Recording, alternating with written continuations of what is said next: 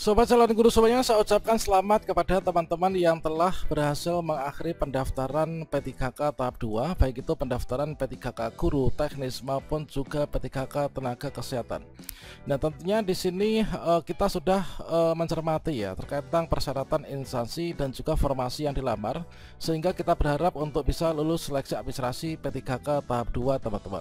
Dan perlu kita ketahui juga bahwasanya di sini untuk seleksi P3K itu bukan hanya seleksi administrasi, namun penentu kelulusan adalah nanti berdasarkan dari pelaksanaan seleksi kompetensi. Artinya di sini nanti ada yang lulus dan juga ada yang tidak lulus ya.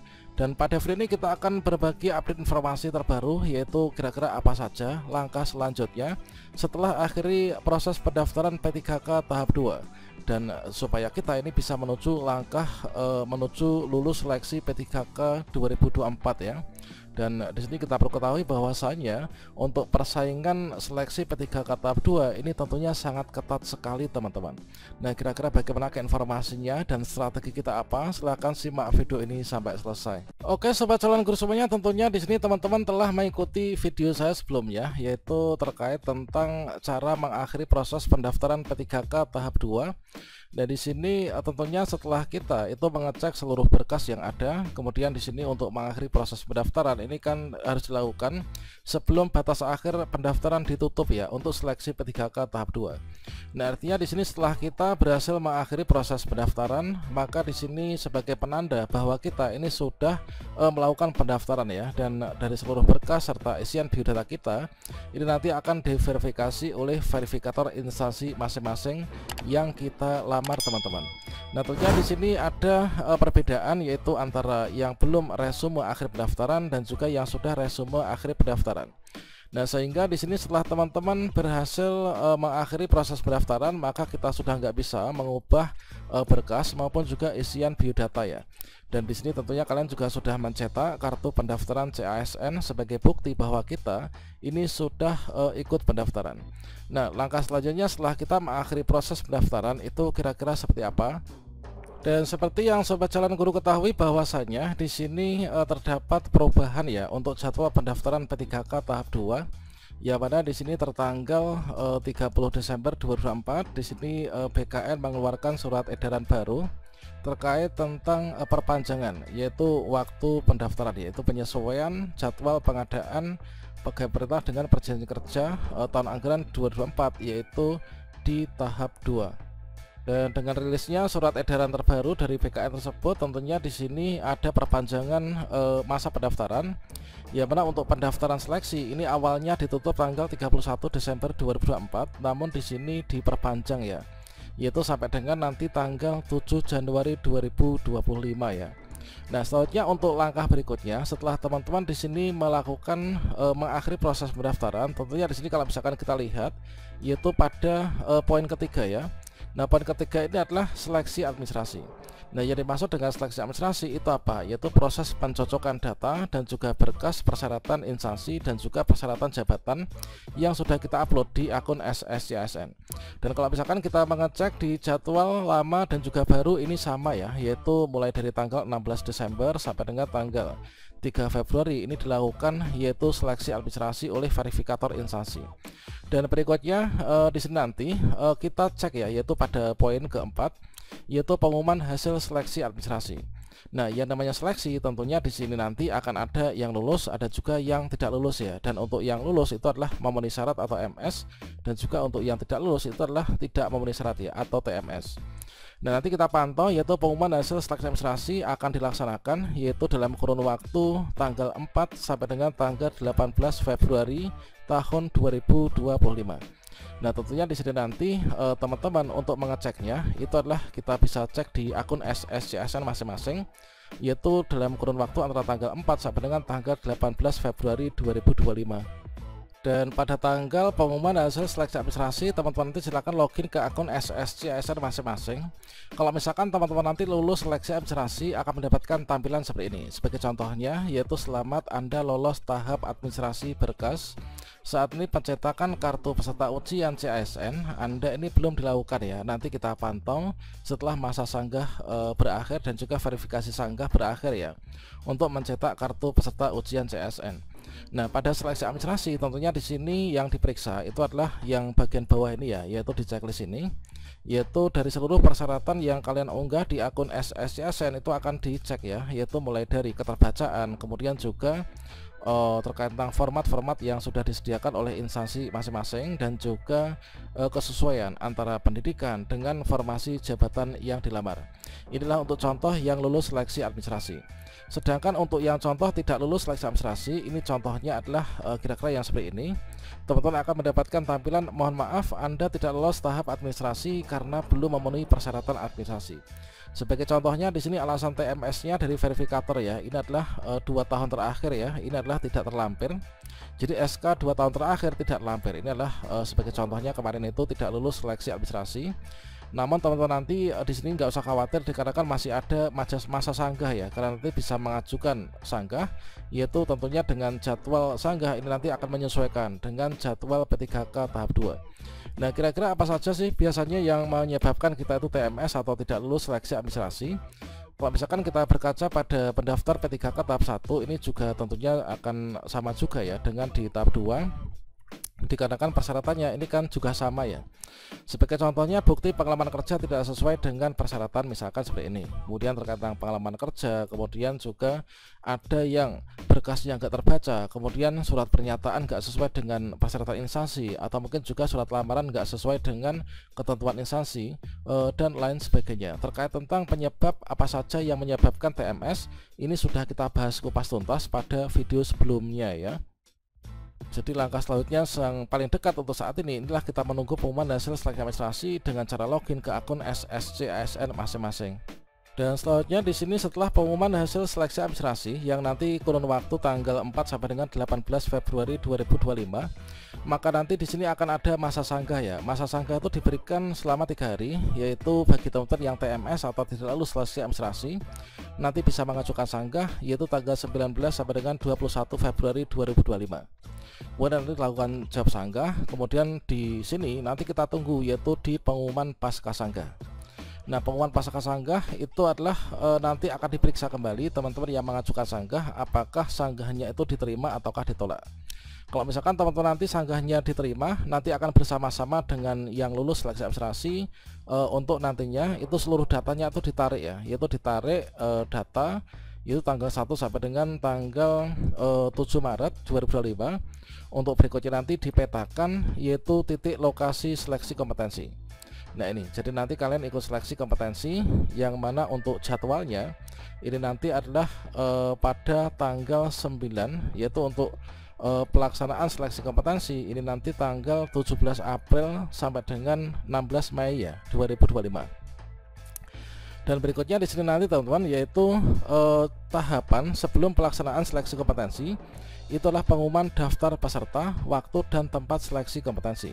Nah, pada bagian ini teman-teman nanti tanggal 9 sampai dengan 16 April 2025, maka kalian silahkan login ke akun SSCSN masing-masing. Karena apa? Nanti kalian untuk mencetak kartu peserta ujian itu adalah pada tanggal ini ya. Jadi pada saat nanti pengumuman jadwal dan waktu pelaksanaan ujian, nanti kalian login ke akun masing-masing, maka di sini nanti di bagian bawahnya seleksi administrasi akan ada tulisan ini. Silakan klik tombol di bawah ini untuk melakukan pencetakan kartu peserta ujian SKD JASN. Nah, kalian klik saja di sini yaitu tombol cetak kartu peserta ujian, maka nanti kalian akan mendapatkan informasi detail terkait tentang pelaksanaan seleksi kompetensi. Dan sebagai contohnya nanti untuk kartu peserta ujian itu adalah yang seperti ini ya. Jadi nanti kalian ketika masuk ke jadwal pencetakan kartu peserta ujian, maka nanti teman-teman akan mendapatkan informasi detail terkait tentang lokasi ujian, yaitu kita ujiannya di mana, kemudian tanggal ujian, sesi ujian. Nanti kalian tanggal berapa? Tentunya nanti tanggalnya menyesuaikan dengan tanggal ujian seleksi kompetensi pada tahap 2 ya. Kita masuk sesi berapa, kemudian jam berapa sampai dengan jam berapa. Kemudian ujiannya ini adalah nanti ujian apa? Nanti seluruhnya ini akan tertera pada kartu ujian ya. Dan berikutnya di sini perlu kita ketahui bahwasanya di sini kita pendaftar P3K tahap 2 itu kan kita nanti memperebutkan sisa formasi yang telah terisi dari teman-teman pelamar P3K di tahap 1 ya. Nah, tentunya di sini kalau misalkan kita lihat ya, di sini adalah untuk pendaftaran P3K 2024 ini adalah terbagi menjadi 2 jadwal ya. Ya mana di sini untuk jadwal P3K tahap 1 itu kan poin pertama, urutan pertama sampai dengan urutan ketiga. Kalau misalkan guru itu adalah pelamar prioritas, kemudian XTHK 2, kemudian non-ASN dan SBKN. Kemudian untuk yang kita ini pelamar P3K tahap 2 ini adalah terdiri dari non-ASN yang tidak terdaftar di database BKN, baik itu yang P3K guru, teknis maupun juga kesehatan.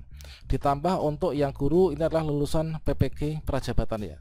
Nah, tentunya untuk pendaftar tahap 2 ini kita mengandalkan yaitu sisa formasi yang tidak terisi dari pelamar P3K tahap 1. Nah, katakanlah di sini misalkan untuk formasi ya.